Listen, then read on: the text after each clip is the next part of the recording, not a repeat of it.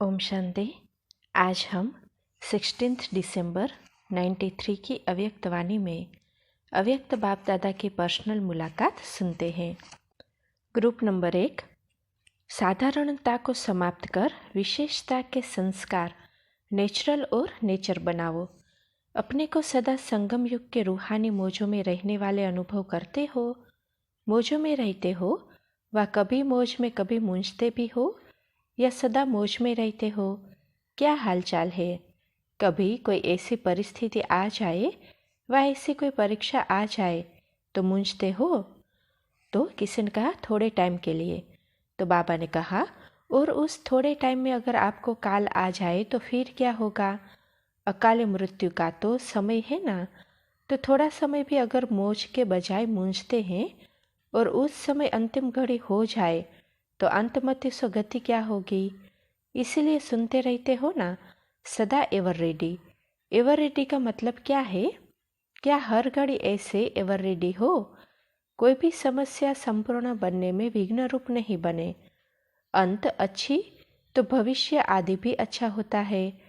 जैसा मत में होगा वैसी गति होगी। तो एवर रेडी का पाठ इसलिए पढ़ाया जा रहा है। ऐसे नहीं सोचो कि थोड़ा समय होता है, लेकिन थोड़ा समय भी 1 सेकंड भी धोखा दे सकता है।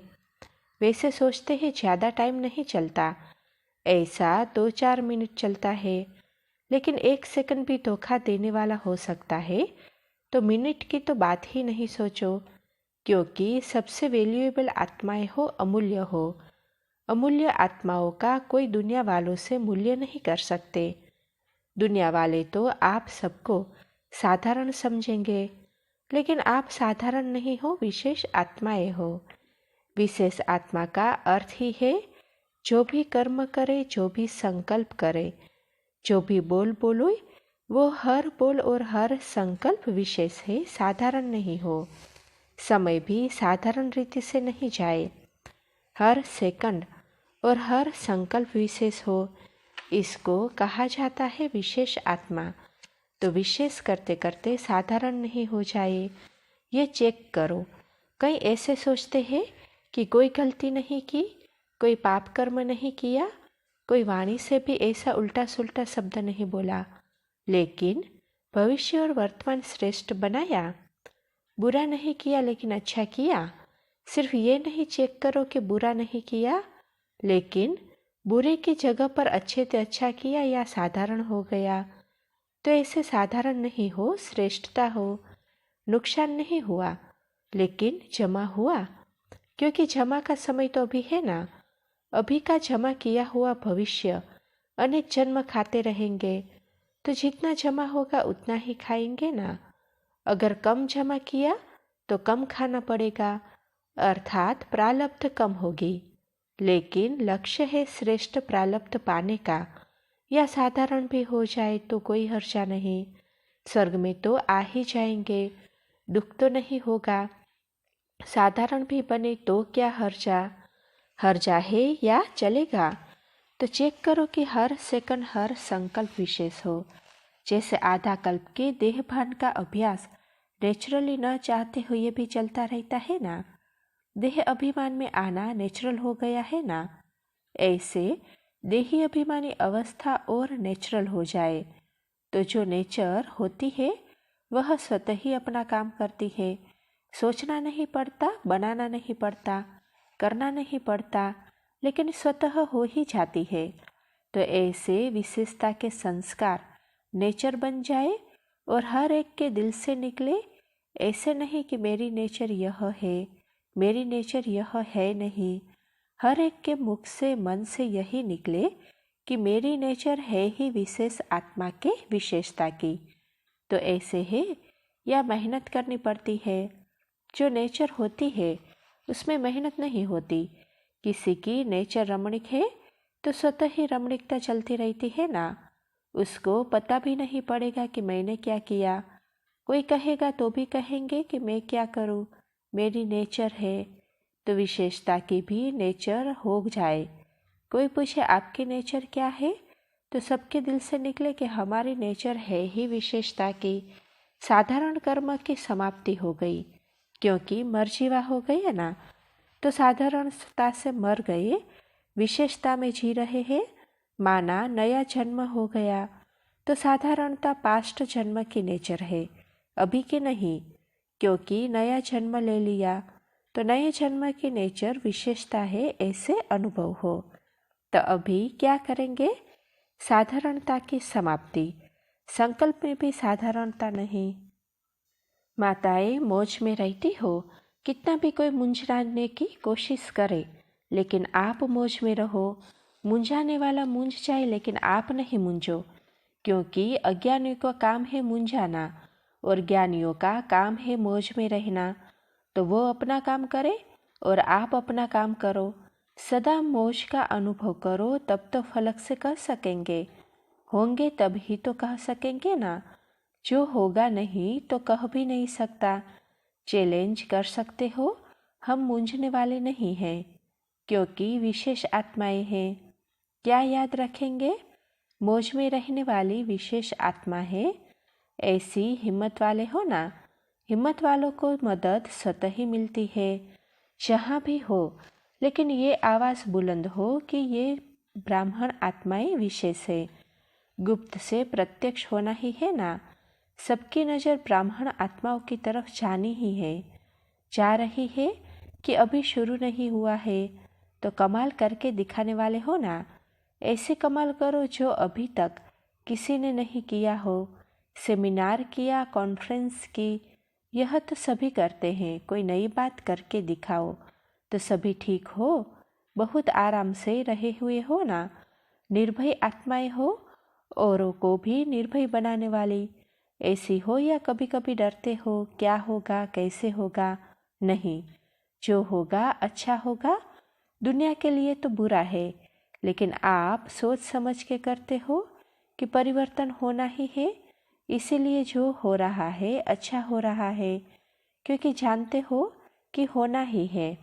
अच्छा, ग्रुप नंबर 2, सदा उमंग उत्साह में रह।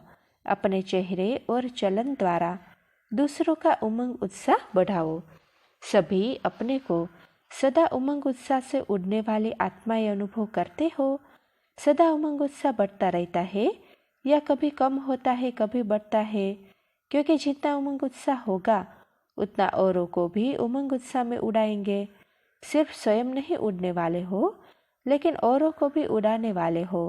तो उमंग उत्साह ये उड़ने के पंख है। अगर पंख मजबूत होते हैं तो तीव्र गति से उड़ सकते हैं।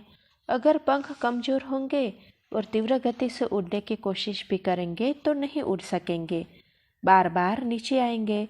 तो उमंग उत्साह के पंख सदा मजबूत हो, कभी कमज़ोर कभी मजबूत नहीं, सदा मजबूत। क्योंकि अनेक आत्माओं को उड़ाने की जिम्मेवारी आत्माएं हो। विश्व कल्याण करने की जिम्मेवारी ली है ना। तो सदा इतनी बड़ी जिम्मेवारी स्मृति में रहे। जब कोई भी जिम्मेवारी होती है तब जो भी काम करेंगे तो तीव्र गति से करेंगे, और जिम्मेवारी नहीं होती है तो अलबेले होते हैं। तो हर एक के ऊपर कितनी बड़ी जिम्मेवारी है। सभी ने यह जिम्मेवारी का संकल्प लिया है, या सोचते हो कि यह बड़ों का काम है, हम तो छोटे हैं? ऐसे तो नहीं। यह तो पुराने जाने, हम तो नए हैं। ऐसे तो नहीं। चाहे बड़े हो चाहे छोटे हो, चाहे पुराने हो चाहे नए हो, लेकिन ब्राह्मण बनना अर्थात जिम्मेवारी लेना। चाहे नए हैं चाहे पुराने हैं, लेकिन है तो बीके या और कुछ है। तो बीके अर्थात ब्राह्मण बनना, और ब्राह्मणों की जिम्मेवारी है ही। तो ये जिम्मेवारी की स्मृति कभी भी आपको अलबेला नहीं बनाएगी। लौकिक कार्य में भी जब कोई जिम्मेवारी बढ़ती है तो आलस्य और अलबेलापन आता है या चला जाता है। अगर कोई कहेगा भी ना कि चलो थोड़ा आराम कर लो, बैठ जाओ, क्या करना है, तो बैठ सकेंगे? तो जिम्मेवारी आलस्य और अलबेलापन खत्म कर देती है। तो चेक करो कि कभी भी आलस्य या अलबेलापन तो नहीं आता है। चल तो रहे हैं, हो जाएगा, ये है अलबेलापन। आज नहीं तो कल हो जाएगा, ये है आलस्य।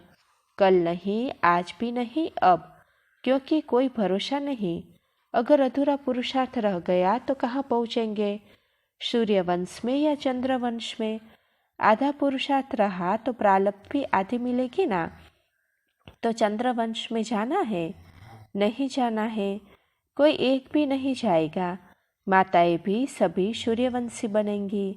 अच्छा, क्योंकि जब पाना है तो पूरा ही पाएंगे ना। आधा पाना तो जम समझदारी नहीं है। समझदार सदा ही स्वयं को पूरा अधिकारी बनाएगा, क्योंकि बच्चा अर्थात अधिकारी। तो ऐसी अधिकारी आत्माएं हो या कभी कभी थक भी जाते हो। अधिकार लेते लेते थक तो नहीं जाते, कभी मन में थक जाते, कहाँ तक करेंगे। अथक है, थकने वाले नहीं है। थकना काम चंद्रवंशियों का है और अथक रखना ये सूर्यवंशी की निशानी है। क्या भी हो जाए लेकिन सदा अथक। जिसको उमंग उत्साह होता है वह कभी थकता नहीं। उमंग कम होगा तो थकावट जरूर होगी। उमंग उत्साह वाले सदैव अपने चेहरे से औरों को भी उमंग दिलाते रहेंगे। एक है चेहरा, दूसरा है चलन, तो अपने चेहरे और चलन से सदा औरों को भी उत्साह में बढ़ाते रहो। ऐसी चलन हो जो कोई भी देखे तो सोचे कि ये उमंग उत्साह में सदा कैसे रहता है। जैसे कोई बहुत खुश रहता है तो उसको देख करके दूसरे भी खुश हो जाते हैं ना। कोई रोने वाले होते हैं तो रोने वाले को देखकर दूसरे क्या करेंगे? अगर रोएंगे नहीं तो मुस्कुराएंगे भी नहीं। तो आपकी चलन और चेहरा ऐसे है। फलक से जवाब दो कि हम नहीं होंगे तो कौन का होगा? कल्प कल्प के आप ही है और सदा ही रहेंगे। यह पक्का निश्चय है ना। तो हम ही थे और हम ही रहेंगे। पक्का है ना। जब सीजन है उड़ने की, तो उड़ने के समय पर गिरना तो अच्छा नहीं होता है ना। तो उड़ने वाले हैं और उड़ाने वाले भी। कभी भी कोई भी बात आए तो याद करो कि हम कौन हैं, हमारी क्या जिम्मेवारी है। अभी देखेंगे कि स्वस्थिति व सेवा में नंबर आगे कौन जाता है। स्वस्थिति में भी नंबर 1 लेना है तो सेवा में भी नंबर 1 लेना है। अच्छा, ग्रुप नंबर 3, सर्व की ब्लेसिंग लेने के लिए कर्म और योग का बैलेंस रखो। सदा अपने को कर्मयोगी आत्माएं अनुभव करते हो। कर्मयोगी अर्थात हर कर्म योग युक्त हो। कर्म अलग, योग अलग नहीं। कर्म में योग, योग में कर्म, सदा दोनों साथ है तब कहेंगे कर्मयोगी। ऐसे नहीं, जब योग में बैठे तो योगी है और कर्म में जाए तो योग साधारण हो जाए और कर्म महान हो जाए। सदा दोनों साथ रहे, बैलेंस रहे। तो ऐसे कर्मयोगी हो या जब कर्म में लग जाते हो तो योग कम हो जाता है और जब योग में बैठते हो तो लगता है कि बैठे ही रहे हैं तो अच्छा है। कर्मयोगी आत्मा सदा ही कर्म और योग का साथ रखने वाली अर्थात बैलेंस रखने वाली। कर्म और योग का बैलेंस है तो हर कर्म में बाप द्वारा तो ब्लेसिंग मिलती ही है, लेकिन जिसके संबंध संपर्क में आते हैं उनसे भी दुआएं मिलती है। कोई अच्छा काम करता है तो दिल से उसके लिए दुआएं निकलती है ना कि बहुत अच्छा है, तो बहुत अच्छा मानना यह दुआएं है। और जो अच्छा कार्य करता है उसके संग में सदा सभी को अच्छा लगता है। उसके सहयोगी बहुत बन जाते हैं तो दुआएं भी मिलती है, सहयोग भी मिलता है। तो जहाँ दुआएं है, सहयोग है, वहाँ सफलता तो है ही। तो कितनी प्राप्ति है, बहुत प्राप्ति हुई ना। इसीलिए सदा कर्मयोगी। जब योग होगा तो कर्म स्वतः ही श्रेष्ठ होगा, क्योंकि योग का अर्थ ही है श्रेष्ठ बाप की स्मृति में रहना और स्वयं भी श्रेष्ठ आत्मा हूँ इस स्मृति में रहना। तो जब स्मृति श्रेष्ठ होगी तो स्थिति भी श्रेष्ठ होगी ना। और स्थिति श्रेष्ठ होने के कारण न चाहते भी वायुमंडल श्रेष्ठ बन जाता है। तो कर्मयोगी अर्थात श्रेष्ठ स्मृति, श्रेष्ठ स्थिति और श्रेष्ठ वायुमंडल। कोई ज्ञान सुने नहीं सुने, योग सीखे नहीं सीखे, लेकिन वायुमंडल का प्रभाव स्वतः ही उनको आकर्षित करता है। मधुबन में क्या विशेष अनुभव करते हो? तपस्या का वायुमंडल है ना, तो जो भी आते हैं उनका योग बिना कहे ही लग जाता है। योग लगाना नहीं पड़ता, योग लग ही जाता है। ऐसे होता है ना। मधुबन में योग लगाने की मेहनत नहीं करनी पड़ती, क्योंकि वायुमंडल तपस्या का है, संग तपस्वी आत्माओं का है। ऐसे जहाँ भी आप कर्मयोगी बन कर्म करते हो, वहाँ का वातावरण, वायुमंडल ऐसे औरों को सहयोग देगा।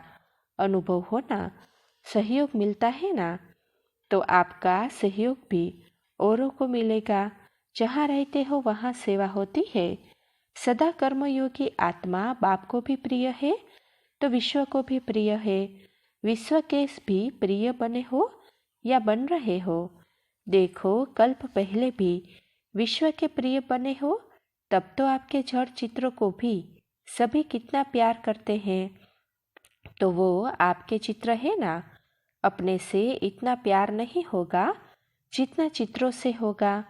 तो चैतन्य में बने हो तभी जड़ चित्रों की निशानी देख रहे हो। चैतन्य रूप में अपने जड़ चित्र यादगार देख रहे हो, तो देख करके खुशी होती है ना। हम ऐसे विश्व के प्रिय बने हैं, क्योंकि बाप के प्रिय बने हो ना, तो कितनी खुशी है। खुशी में नाचते रहते हो। सभी को खुशी में नाचना आता है? ऐसा कोई है जिसको खुशी में नाचना नहीं आता? सभी को आता है। पाँव से नाचना तो किसी को भी आएगा, किसी को नहीं आएगा, लेकिन खुशी में नाचना तो सभी को आएगा। और इस नाचने में थकते भी नहीं, तो सदा नाचते रहते हो। ब्राह्मण जीवन में सिवाय खुशी के और है ही क्या? दुख दाम तो छोड़ दिया ना, तो दुख क्यों आए? और जहाँ दुख नहीं होगा तो खुशी होगी ना। संगमवासी सदा खुश रहते हैं, कलयुगी वासी दुखी रहते हैं। तो संगमयुगी हो या कभी कभी दुख धाम वासी भी बन जाते हो, या कभी कभी गलती से चले जाते हो। स्वप्न में भी दुख की लहर आ नहीं सकती, साकार की बात ही नहीं है। तो सभी याद रखना कि हम कर्मयोगी हैं, कर्म और योग का सदा साथ रखने वाले हैं। सदा खुश रहने वाले कर्मयोगी बाप के प्रिय आत्माएं हैं। यही खुशी सदा अविनाशी रहे, कभी कभी वाले नहीं, सदा वाले। कभी खुशी कभी दुख की लहर वाले, यह अच्छा नहीं लगता। तो खुश है और सदा खुश रहेंगे।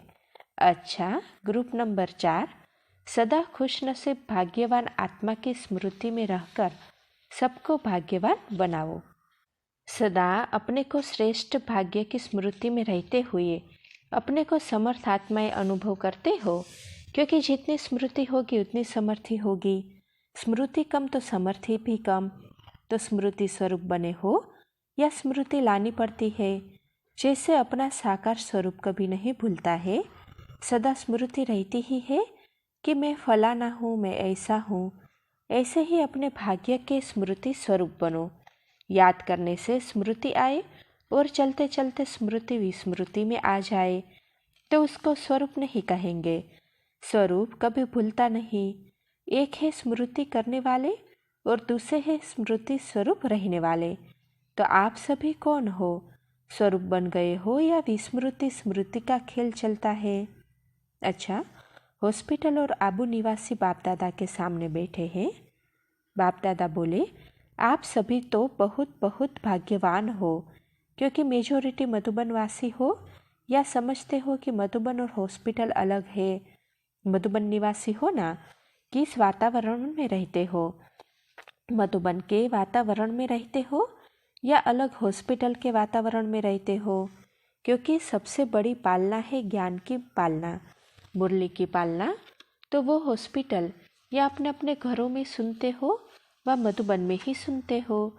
तो सबसे श्रेष्ठ पालना मुरली है और दूसरी पालना ब्रह्मा भोजन है। वो आत्मा की पालना, वो शरीर की पालना, तो दोनों मधुबन में होती है ना। अगर कोई घर में भी खाते हो तो क्या याद करके खाते हो? मधुबन में बैठे हैं ना।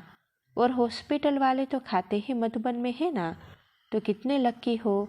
सदा ब्रह्मा भोजन मिलता रहे, यह कम भाग्य नहीं है। सदा आत्मा की पालना विशेष आत्माओं द्वारा होती रहे, यह भी कम पालना नहीं है। सदा वायुमंडल श्रेष्ठ मिलता रहे, संग श्रेष्ठ मिलता रहे। कितने भाग्य है। अमृत वेले से लेकर रात तक अपने भिन्न भिन्न भाग्य को स्मृति में लाओ। दिनचर्या के आदि में ही पहला भाग्य बाप से मिलन मनाना। दुनिया तड़पती रहती है और आप अमृत वेले से रात तक मिलन मनाते रहते हो। अगर रात को सोते भी हो तो कहाँ सोते हो? बिस्तर पर। तो देखो, आदि में भी भाग्य, मध्य में भी भाग्य और अंत में क्या होगा? भाग्य ही भाग्य होगा ना। तो सदा अपने भाग्य के लिस्ट सामने रखो और यही गीत सदा गाते रहो, वाह मेरा भाग्य, वाह बाबा तो है ही, लेकिन उसके साथ साथ वाह मेरा श्रेष्ठ भाग्य। हद का भाग्य नहीं, बेहद का श्रेष्ठ भाग्य। तो जो स्वयं सदा अपने भाग्य के स्मृति में रहेंगे वो औरों को भी भाग्यवान बनाएंगे ना। तो जैसा होगा वैसा ही बनाएगा ना। तो हॉस्पिटल वाले सदा दिन क्या करते हो? पेशेंट को देखते रहते हो या अपने भाग्य को भी देखते रहते हो? क्या देखते हो? भाग्य को देखते हो ना। पेशेंट के साथ साथ पहले अपने भाग्य को देखो तो भगवान और भाग्य दोनों याद रहे। देखो, टाइटल तो बहुत अच्छा मिला है, आबू निवासी। तो आबू निवासी सुनने से परमधाम निवासी तो सहज ही याद आता है ना, क्योंकि आबू है ब्रह्मा बाबा का। तो ब्रह्मा बाबा याद आया तो शिव बाप सहज ही याद आएगा, कंबाइंड है ना। तो आबू निवासी सुनने से स्वीट होम भी याद आ जाता है, अर्थात बाप दादा दोनों सहज याद आ जाता है। हॉस्पिटल भी कहाँ है? आबू में है ना। ज़्यादा सहज याद में हॉस्पिटल वाले रहते हो या जो अपने अपने स्थानों में आबू निवासी कहलाते हो वो रहते हो, या जो सेंटर पर रहते हैं वो रहते हो? कौन रहते हैं? याद में तो सभी रहते हो, लेकिन सहज याद में रहने वाले कौन हैं? डबल विदेशी तो खुश रहते ही हैं। डबल विदेशी माना डबल खुश। हॉस्पिटल में खुशी कम होती है या बढ़ती है कि कभी कभी कम हो जाती है? कम नहीं होना चाहिए। क्या भी हो जाए, कैसा भी हो जाए, मरने तक बात आ जाए लेकिन खुशी नहीं जाए। मृत्यु भले हो लेकिन खुशी नहीं जाए। शरीर चला जाए कोई हर्जा नहीं, क्योंकि गारंटी है ना, अगर खुशी में जाएंगे तो अनेक को खुश करने के लिए जाएंगे। तो इतना पक्का है, शरीर जाए लेकिन खुशी नहीं जाए। ब्राह्मण जीवन माना खुशी की जीवन। अगर ब्राह्मण है और खुशी नहीं तो ब्राह्मण जीवन ही नहीं। तो सभी पक्के ब्राह्मण तो होए ही, इसमें तो पूछने की बात ही नहीं। सब जब अपने शाइन करते हो तो पहले ऑक्यूपेशन में बीके लिखते हो ना। तो ब्राह्मण अर्थात खुश नसीब, सदा खुश रहने वाले। किसी की हिम्मत नहीं जो ब्राह्मण आत्मा की खुशी कम कर सके। माया हो या माया का बाप हो, लेकिन खुशी नहीं गायब कर सके। रावण को माया का बाप कह दो तो खुशी कम हो नहीं सकती, चाहे जहाँ भी रहो, लेकिन खुशी गायब नहीं हो सकती, असंभव है। इतने फलक से कहते हो, पता नहीं कभी कभी संभव हो भी जाए। यह अच्छी तरह से पता है ना कि ब्राह्मण जीवन में खुशी का जाना असंभव है। तो हर एक का चेहरा खुशनुमा खुश नसीब दिखाई दे। हर एक के मस्तक पर खुशी का भाग्य चमक रहा है ना। बादल तो नहीं आते हैं, बादल किसी भी चीज़ को छिपा देते हैं। तो बादल नहीं आ सकते, सदा चमकते रहो। शक्तियाँ क्या सोचती है? शक्तियाँ खुशी के गीत गाती रहती है और पांडव नाचते रहते हैं।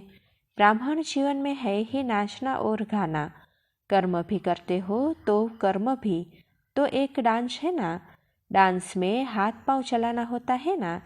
तो कर्मयोगी बनकर जो कर्म करते हो वह भी नाचना ही है ना। खेल कर रहे हो ना।